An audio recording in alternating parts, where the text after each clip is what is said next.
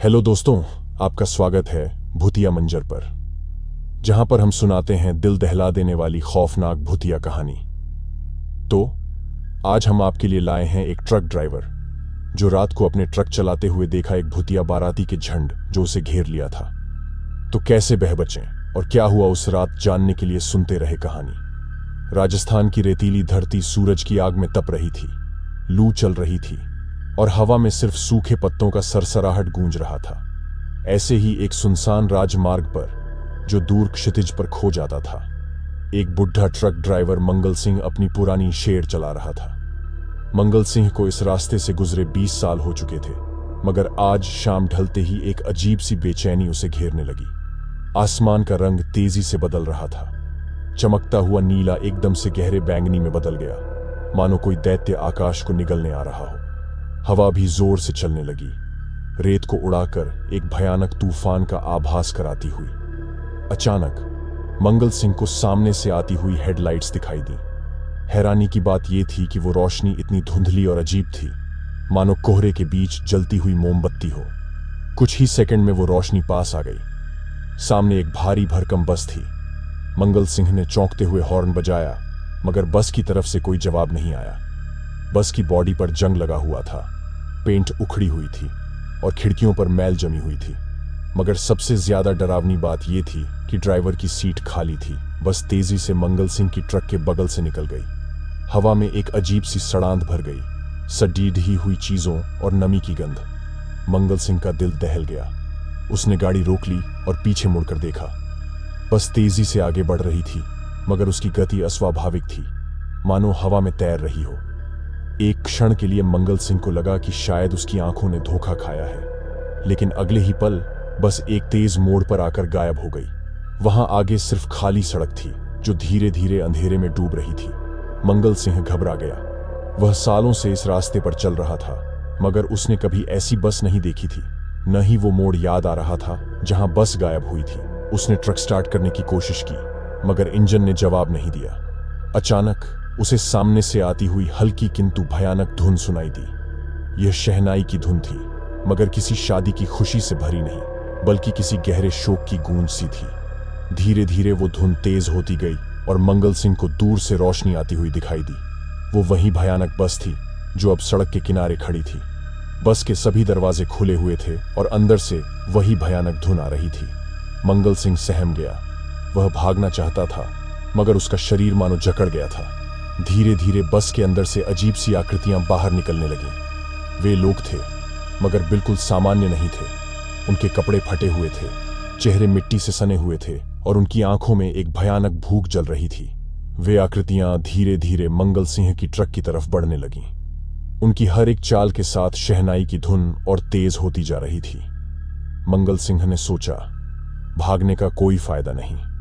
उसने अपनी गाड़ी का दरवाजा खोला और भगवान का नाम लेकर बाहर निकल आया।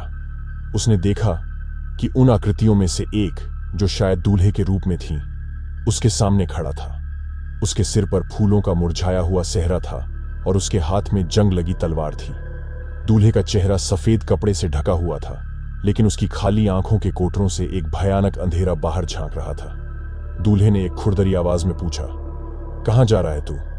मंगल सिंह की आवाज गले में फंस गई थी। वो कुछ बोल नहीं पाया। दूल्हे ने फिर कहा, क्या तू नहीं जानता, आज रात इस रास्ते से कोई नहीं गुजर सकता? उसकी बात खत्म होते ही दूसरी आकृतियों ने मंगल सिंह को घेर लिया। उनकी सांसों से सड़ी गंध आ रही थी और उनकी खाली आंखें उसे घूर रही थीं। अचानक मंगल सिंह को याद आया कि उसकी दादी एक कहानी सुनाती थी, एक भयानक बारात की कहानी जो सालों पहले एक दुर्घटना में मारी गई थी। उन आत्माओं को कभी शांति नहीं मिली और वो हर साल उसी रात उसी रास्ते से गुजरते किसी को भी अपने साथ ले जाती थी। मंगल सिंह को समझ आ गया था कि वो किस चीज का सामना कर रहा है। उसने हिम्मत जुटाकर कहा, मैं आपको रास्ता नहीं दूंगा, मुझे जाने दो। दूल्हे ने एक खौफनाक हंसी हंसी और कहा, तू मना कर रहा है? अच्छा, तो फिर तू भी हमारे साथ चलेगा। दूल्हे ने अपनी तलवार उठाई और मंगल सिंह की तरफ बढ़ा। मंगल सिंह के पास बचने का कोई रास्ता नहीं था। उसने अपनी आंखें बंद कर लीं और भगवान से प्रार्थना की। लेकिन अचानक एक तेज आवाज गूंजी, जैसे किसी ने जोर से ताली बजाई हो। सारी आकृतियां रुक गईं और शहनाई की धुन भी एकदम से बंद हो गई। मंगल सिंह ने आंखें खोली। सामने एक बूढ़ी औरत खड़ी थी। उसके सफेद बाल बिखरे हुए थे और उसके हाथ में एक मिट्टी का दीप जल रहा था। उस औरत की आंखें गुस्से से जल रही थीं। उसने भयानक बारात की तरफ देखा और कहा, यह मेरी जमीन है, तुम यहां अपना खेल नहीं दिखा सकते। बारात का दूल्हा उस औरत के सामने झुक गया और बोला, क्षमा करें मां काली, हम नहीं जानते थे कि यह आपकी जमीन है। औरत ने ठंडे स्वर में कहा, मैं तुम्हें जानती हूं, तुम सालों से इस रास्ते पर आतंक मचा रहे हो, आज रात नहीं। उसने अपना दीप भयानक बारात की तरफ हिलाया और उसकी लौ अचानक तेज हो गई। एक भयानक चीख सुनाई दी और बारात की सारी आकृतियां धुएं की तरह हवा में उड़ गईं। औरत ने दीप मंगल सिंह की तरफ बढ़ाया और कहा, लो ये तुम्हें बचाएगा, लेकिन याद रखना, सूर्योदय से पहले इस जंगल से बाहर निकल जाना। मंगल सिंह ने कांपते हाथों से दीप लिया। दीप की रोशनी भले ही कम थी, मगर उसमें एक अजीब सी शक्ति थी जो मंगल सिंह को थोड़ा साहस दे रही थी। औरत ने उसे बताया कि वो इस जंगल की रखवाली करने वाली चुड़ैल है। सालों पहले वो भी एक इंसान थी, लेकिन इसी रास्ते पर हुए हादसे में उसकी मौत हो गई थी। तब से उसकी आत्मा इस जंगल में भटकती रहती है और भटकती आत्माओं को शांत करने का प्रयास करती है। उसने मंगल सिंह को चेतावनी दी कि वो भयानक बारात हर साल इस रास्ते से गुजरती है और किसी को भी अपने साथ ले जाती है। सूरज निकलने से पहले जंगल से निकल जाना ही बचने का एकमात्र रास्ता है। मंगल सिंह ने चुड़ैल को धन्यवाद दिया और अपनी ट्रक की तरफ वापस चला। उसने देखा कि ट्रक का इंजन किसी चमत्कार से स्टार्ट हो गया था। उसने जल्दी से ट्रक स्टार्ट किया और जंगल के अंदर की तरफ तेजी से चला। रात का अंधेरा घना होता जा रहा था और पेड़ों की काली छायाएं राक्षसों की तरह दिखाई दे रही थीं। हवा में अजीब सी आवाजें गूंज रही थीं, मानो कोई उसे पुकार रहा हो। मंगल सिंह ने हिम्मत जुटाकर गाड़ी आगे बढ़ाई। वह घंटों जंगल के अंदर भटकता रहा। हर मोड़ पर उसे लगता था कि वो रास्ता भूल गया है। तभी उसे दूर से रोशनी दिखाई दी। उम्मीद की एक किरण उसके दिल में जगी। वह गाड़ी को तेजी से रोशनी की तरफ ले गया। पास पहुंचने पर उसने देखा कि वो एक छोटा सा मंदिर है। मंदिर का दरवाजा खुला हुआ था और अंदर से भजन की धुन सुनाई दे रही थी। मंगल सिंह ने गाड़ी रोकी और मंदिर के अंदर गया। मंदिर के अंदर एक साधु ध्यान में बैठे हुए थे। मंगल सिंह ने उनके सामने सिर झुकाया और अपनी रात भर की भयानक घटना उन्हें सुनाई। साधु ने ध्यान से उसकी बात सुनी और फिर बोला, वह चुड़ैल तुम्हारी रक्षक थी। वो तुम्हें बचाने के लिए ही आई थी, लेकिन जंगल से निकलने के लिए तुम्हें एक और परीक्षा देनी होगी। मंगल सिंह साधु की बात सुनकर चौंक गया। उसने सोचा, अब और क्या परीक्षा? साधु ने बताया कि जंगल के बीच में एक विशाल वट वृक्ष है जिसे जंगल का राक्षक माना जाता है। उसी वृक्ष के नीचे एक सोने का कलश रखा हुआ है। उसे वो कलश लाना होगा, तभी वो जंगल से बाहर निकल पाएगा। मंगल सिंह ने हिचकिचाते हुए कहा, लेकिन रात के अंधेरे में जंगल के बीच में जाना बहुत खतरनाक है। साधु ने मुस्कुराकर कहा, तुम्हें डरने की जरूरत नहीं है, वो दीप तुम्हें रास्ता दिखाएगा। और याद रखना, लालच में मत पड़ना। कलश को छूने से पहले उस पर ओम का चिन्ह बनाना। मंगल सिंह ने साधु को प्रणाम किया और दीपक लेकर जंगल की ओर वापस चला गया। रात का अंधेरा और भी गहरा हो चुका था। पेड़ों की सघन छाया राक्षसों की तरह मंडरा रही थी। अजीब सी आवाजें हवा में गूंज रही थीं, मानो कोई उसे पुकार रहा हो। मंगल सिंह ने हिम्मत जुटाकर आगे बढ़ा। दीपक की मंद रोशनी उसके रास्ते को थोड़ा जला रही थी। रास्ते में उसे कई खतरनाक जीव दिखाई दिए, फुफकारते हुए सांप, जहरीले बिच्छू और अंधेरे में घूरती जंगली जानवरों की आंखें। मंगल सिंह हर डर को पार कर चलता रहा, अपने मन में साधु की बातों को दोहराता रहा। घंटों जंगल में भटकने के बाद मंगल सिंह को दूर से एक विशाल पेड़ दिखाई दिया। उसकी मोटी जड़ें जमीन से बाहर निकली हुई थीं, मानो राक्षसों के पंजों की तरह जमीन को चीर रही हों। पेड़ की ऊंचाई इतनी थी कि उसकी टहनियां अंधेरे में खो जाती थीं। मंगल सिंह जानता था कि यही जंगल का रक्षक विशाल वट वृक्ष है। उसकी टॉर्च की रोशनी पेड़ के तने पर पड़ी तो वहां उसे एक धुंधली सी आकृति दिखाई दी, मानो कोई विशालकाय जीव पेड़ के तने से चिपका हुआ हो। मंगल सिंह डर के मारे जमीन पर बैठ गया। भागना बेकार था और सामने खड़े राक्षस का सामना करना भी असंभव लग रहा था। तभी उसे याद आया साधु की बात। उसने थरथराते हाथों से दीपक को ऊपर उठाया। दीपक की मंद रोशनी में धुंधली आकृति साफ दिखाई देने लगी। यह कोई राक्षस नहीं था, बल्कि एक विशालकाय सांप था जिसका शरीर पेड़ के तने से लिपटा हुआ था। उसकी आंखें चमक रही थीं और उसकी जीभ फुफकारती हुई बाहर निकली हुई थी। मंगल सिंह ने खड़े होने की कोशिश की, लेकिन उसके पैर कांप रहे थे। सांप सीधा उठा और उस तरफ लपका। मंगल सिंह ने चीखते हुए दीपक को उसके सामने कर दिया। अजीब बात यह हुई कि जैसे ही सांप की आंखों में दीपक की रोशनी पड़ी, वो तुरंत रुक गया। वो फुफकारना बंद कर दिया और धीरे धीरे पेड़ के तने से वापस चिपक गया। मंगल सिंह ने राहत की सांस ली। वह पेड़ के पास पहुंचा और जमीन पर ध्यान से देखा। दीपक की रोशनी में उसे एक चमकदार सोने का कलश दिखाई दिया।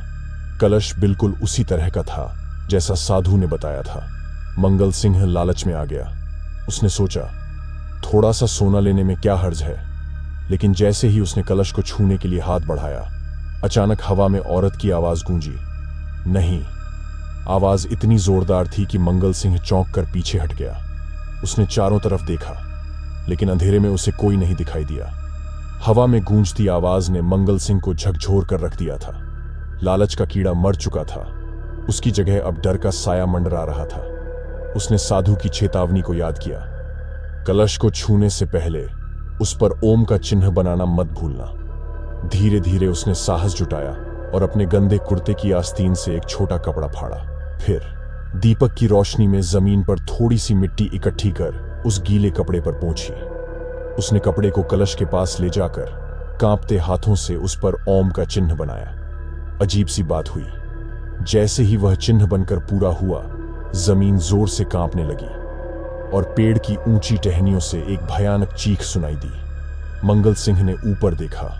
विशाल सांप पेड़ के तने से लिपटा हुआ फुफकार रहा था, लेकिन अब उसकी आंखों में पहले जैसा गुस्सा नहीं था, बल्कि एक अजीब सी पीड़ा थी। धीरे धीरे जमीन कांपना बंद हुआ और चीख भी खत्म हो गई। मंगल सिंह ने सोने के कलश को उठाया और वापस लौटने का रास्ता ढूंढना चाहा, लेकिन अचानक जंगल में अजीब सी हरकत होने लगी। पेड़ों की डालियां हिलने लगी, हवा में जोर से आंधी चलने लगी और जंगल में आग की लपटें उठने लगीं।